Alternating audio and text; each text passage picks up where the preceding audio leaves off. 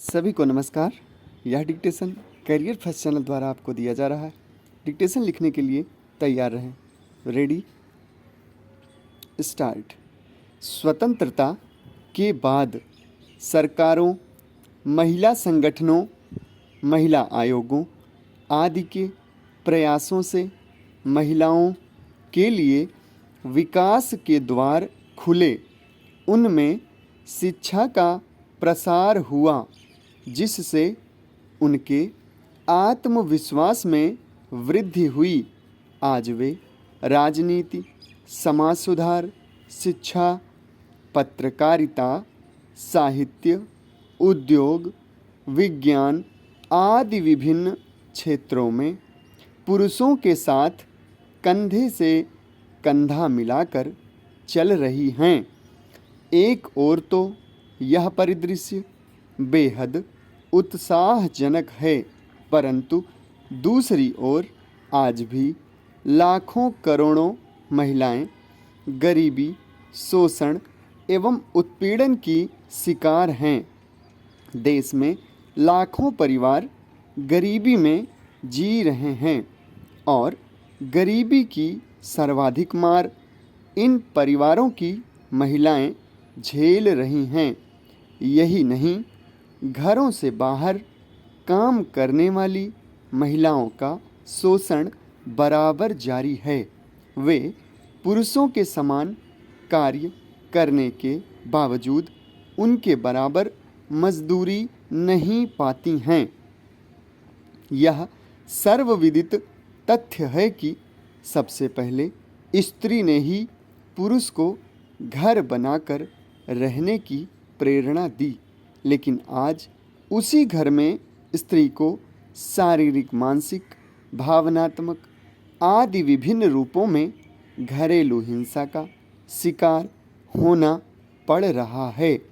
परिणाम स्वरूप स्त्री का अस्तित्व न केवल परिवार में बल्कि परिवार के बाहर भी कमज़ोर हुआ है। यही नहीं, घरेलू हिंसा पीड़िता के साथ साथ उसके बच्चों पर भी गहरा मनोवैज्ञानिक प्रभाव डालती है। इसका परिणाम यह होता है कि बच्चे असामाजिकता की ओर उन्मुख हो जाते हैं, क्योंकि परिवेश अपना असर छोड़े बिना नहीं रहता। एक सर्वेक्षण में 50% महिलाओं द्वारा वैवाहिक जीवन में किसी न किसी प्रकार की हिंसा की बात स्वीकार की गई। ऐसे मामले कानूनी एजेंसियों तक कम ही पहुंच पाते हैं, क्योंकि पति पत्नी के बीच तकरार को निजी मामला माना जाता है। एमनेस्टी इंटरनेशनल द्वारा प्रकाशित एक रिपोर्ट के अनुसार भारत में 40% विवाहित महिलाओं को महज इस कारण प्रताड़ित किया जाता है कि उनका बनाया भोजन या उनके काम पसंद नहीं आए। खुद महिलाओं की सोच में इन बातों का असर इतना ज़्यादा है कि कई बार वे खुद हिंसा का समर्थन करने लगती हैं। लेकिन इन यातनाओं का असर उनके मानसिक एवं शारीरिक स्वास्थ्य पर पड़ता है। आज समाज में भी सर्वाधिक उत्पीड़न विधवाओं का हो रहा है। युवा विधवाओं को तो अनेक प्रतिबंधों में जीना होता है। इस पर यदि वह कामकाजी महिला है तो उसके चरित्र पर कीचड़ उछालने और ताने देने में लोगों को जरा भी संकोच नहीं होता।